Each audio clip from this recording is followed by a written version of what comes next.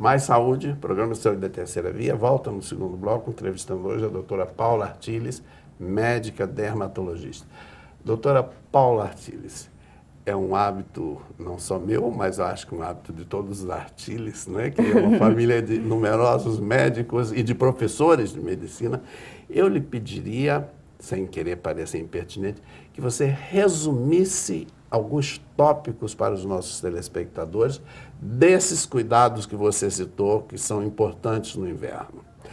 E acrescentasse a isso, uma pergunta também da telespectadora, como fazer para evitar as rachaduras nos lábios durante esse período frio?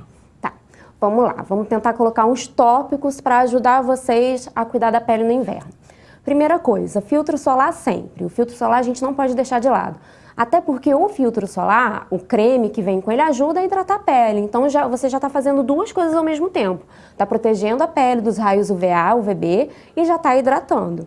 Segundo ponto, o banho. Os banhos têm que ser rápidos. Eu sei que é maravilhoso tomar um banho quente no inverno, mas tem que tentar diminuir. Evitar o uso de esfoliante, de esponjas vegetais ou qualquer coisa que friccione muito a pele. Isso aí a gente tem que tentar diminuir. Terceiro, hidratação. O hidratante pode ser usado a qualquer hora do dia, mas tem uma hora específica que a pele puxa aquele hidratante de uma forma sem igual. É depois do banho. Depois do banho, principalmente aquele banho mais morninho que a gente gosta, os poros estão abertos, então a pele tem uma facilidade maior de puxar aquele hidratante. Então, se você fizer isso, vai espalhar melhor, que a pele já vai estar meio úmida e a sua pele vai absorver melhor aquele hidratante.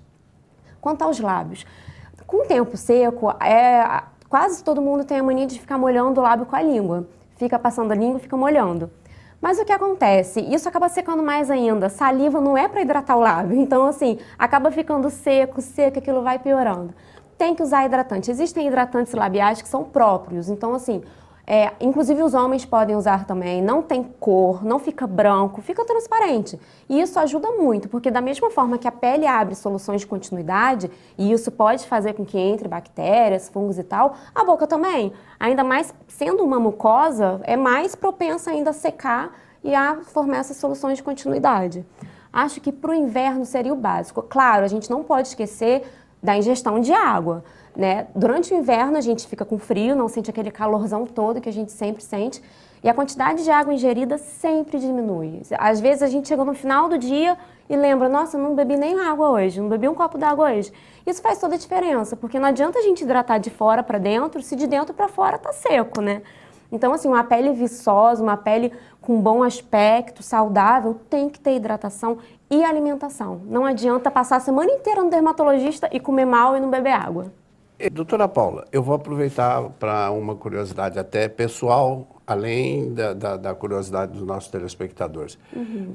As frutas, de uma maneira geral, são importantes ou tem algumas frutas que particularmente você recomendaria, Paula? As frutas, de forma geral, elas são importantes. Claro que existem umas e outras que têm aquele aspecto, algumas ajudam na nossa cor, como o beta-caroteno, outras têm mais antioxidantes. Mas, de uma forma geral, não só frutas, como legumes e verduras, a ação principal delas é o quê? Formação de antioxidantes. E isso ajuda a combater os radicais livres da pele, que são um dos fatores que levam ao envelhecimento e ao câncer de pele também. Então, assim, eu posso colocar, assim, de uma forma geral, frutas, legumes e verduras, sem nem priorizar um ou outro, porque uma alimentação saudável, no geral, vai fazer bem à pele. E alimentação saudável é sinônimo desses três elementos que você citou. Seriam com certeza. Frutas, verduras, hortaliças. Exatamente, né? sem esquecer dos líquidos. Sem esquecer, né? Em quantidade. De uma boa hidratação líquida. Exatamente. Agora vamos a uma questão também da sua área de dermatologia, mas que no mundo moderno é uma preocupação constante da imensa maioria das famílias. Seja pelo trabalho da mídia, seja pela maior prevalência da doença, ou seja por outros fatores, eu gostaria que nós falássemos um pouquinho de câncer de pele. Por quê, Paula? Porque câncer de pele é algo que, se o especialista diagnostica em bom tempo, ele não deixa sequelas, inclusive. Então, é muito importante que os nossos telespectadores tenham uma noção. Como se diagnostica o câncer de pele? Se é possível que em casa se possa fazer alguma observação, que tipos de câncer de pele que existam, ou seja, o que nós podemos transmitir aos nossos telespectadores sobre câncer de pele na atualidade? Vamos lá. O câncer de pele atualmente corresponde aí a 25% dos cânceres no Brasil. Então, se parar para pensar, isso é muita coisa. 25% só englobando os cânceres de pele. Daí a gente tira 3 que são os principais. Claro, existem outros, mas os mais prevalentes. Temos o carcinoma basocelular, o carcinoma espinocelular e o melanoma. O melanoma é até mais famoso, que é aquela coisa que assusta mais, porque ele acaba sendo mais agressivo. O basocelular, espinocelular e melanoma, os 3 são causados, entre outras coisas, pela radiação ultravioleta, o principal fator de risco. Então, assim, aquela história do filtro solar tem que usar todo dia mesmo.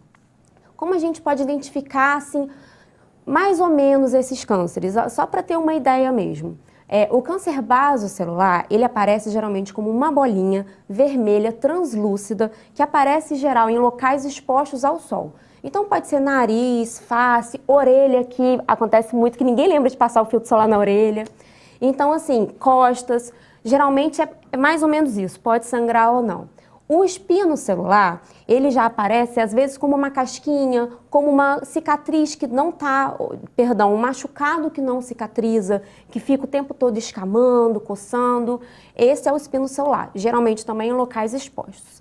E o melanoma, geralmente aparece como uma pinta preta, pode ter mais de uma cor, pode coçar, ou então pode ser simplesmente uma pinta que está no seu braço, no seu corpo, que você nunca deu nada por ela e ali está o melanoma.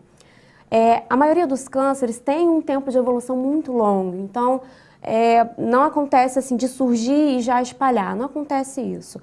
O basocelular e o espinocelular, eles são cânceres mais benignos, então eles crescem bem devagarzinho, dá tempo de ir no dermatologista, dele já ver o que é. Às vezes, mesmo estando há mais tempo, não se preocupe que é só retirar que não dá problema nenhum. O melanoma é aquele problema um pouco maior, o que a gente não quer ver, é o que a gente não quer encontrar. Quando a gente acha um melanoma logo no iniciozinho, 90% de chance de cura e resolve, não tem mais nada. Agora, quando ele já está mais aderido a planos profundos, aí já é mais complicado. Os outros 2 cânceres que eu mencionei, eles crescem de forma mais horizontal.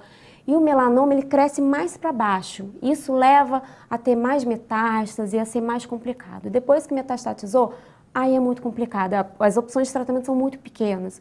Então, por isso que é tão importante a gente ficar de olho na pele, usar o filtro solar, estar sempre atento. Quanto que o senhor me perguntou sobre identificar, né, esses cânceres. Além do que eu já tinha mencionado a vocês, a gente também tem que observar as pintas. Eu, por exemplo, e a minha família, somos todos pintados, temos muitas pintas. Então, a gente tem que ficar vigiando, porque às vezes surge uma pinta nova que a gente não conhecia, e aí essa hora você tem que procurar o seu dermatologista. Da mesma forma, tem uma pinta que começou a crescer, está coçando, está estranha, a mesma coisa tem que ir no dermatologista. Os dermatologistas seguem muito uma regrinha que eu acho muito bom passar para a população, que ajuda eles também na parte do melanoma. É o ABCD do melanoma, que a gente chama. Então, para a gente examinar as pintas, o A é de assimetria. Se olhar que a pinta está assimétrica, daqui para cima está de um jeito, daqui para baixo já está diferente, não é um bom sinal. Bordas irregulares, aquela borda toda bagunçada, que não é aquele círculo certinho, já é outro sinal. Cores, quando tem mais de uma cor, a gente já não gosta. A pinta, ela tem que ser toda pretinha ou toda marronzinha. Quando ela tem já um marrom, um preto, um cinza, um vermelhinho, a gente já fica preocupado. E D é o diâmetro. Geralmente, quando passa de 6 milímetros, a gente também fica meio preocupado. Então, se as pessoas já puderem olhar isso em casa, falar, esse aqui está com mais de uma cor. Esse aqui está maior de um lado do que do outro. Já vai chegar lá apontando, olha, essa não está legal, essa eu não estou gostando. E, independente disso, digamos que você olha o seu corpo inteiro e fala, não, está tudo bem, está tudo igualzinho, não tem nada. Tem que ir uma vez por ano, pelo menos, no dermatologista, para fazer a dermatoscopia e procurar essas lesões com um aparelho adequado. Porque, às vezes, uma pintinha que a gente olha na pele totalmente inofensiva, pequenininha, a gente olha no dermatoscópio, é um monstro, é o melanoma.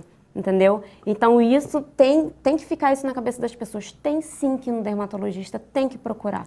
Porque senão fica aquele melanoma crescendo, crescendo, crescendo. Quando vai ver já não tem mais o que fazer. Entendeu? É para assustar mesmo. Não, mas isso daí é um paradigma importante para que as pessoas tenham em vista. Porque não só os homens têm que fazer seu preventivo de CA de próstata, as mulheres têm que fazer o preventivo de câncer de mama e câncer de colo de útero, mas como que ambos, homens e mulheres, jovens e idosos, têm que fazer uma vez por ano uma visita ao seu dermatologista para evitar o câncer de pele, pela prevalência, pela importância percentual que tem entre os cânceres. É importante até que o senhor falou nesse aspecto dos homens. Os homens são os mais acometidos pelo câncer de pele disparado.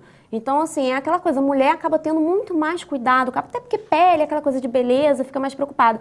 Homem não, homem deixa muito correr solto, não fica vigiando o que tem, o que não tem. Outra coisa importante também, além da gente falar com os homens, tentar colocar isso na cabeça deles, é muito importante nas crianças também. Desde pequenininho tem que ensinar para o filho, olha, tem que botar o filtro, você está no sol, não está com filtro. Porque o que acontece? Entre 0 e 20 e poucos anos, a gente acumula a maior quantidade de raios ultravioleta da vida. Porque é quando a gente está mais no ar livre, quando está mais praticando esporte, fazendo tudo. Depois a gente engrena, começa a trabalhar, fazer isso, aquilo. Bem ou mal, a gente não está tão exposto. Criança que passa o dia inteiro embaixo do sol. E os raios, voltando a falar do filtro e tal, esses raios são cumulativos. Então, não é assim, peguei só hoje, amanhã, depois de amanhã, minha pele já está ótima. Não é, os raios se acumulam. Por isso que tem que usar mesmo o filtro solar. Terminamos aqui o nosso segundo bloco com uma verdadeira aula de prevenção de câncer de pele da doutora Paula Artiles. Retornamos para o terceiro bloco dentro de poucos minutos.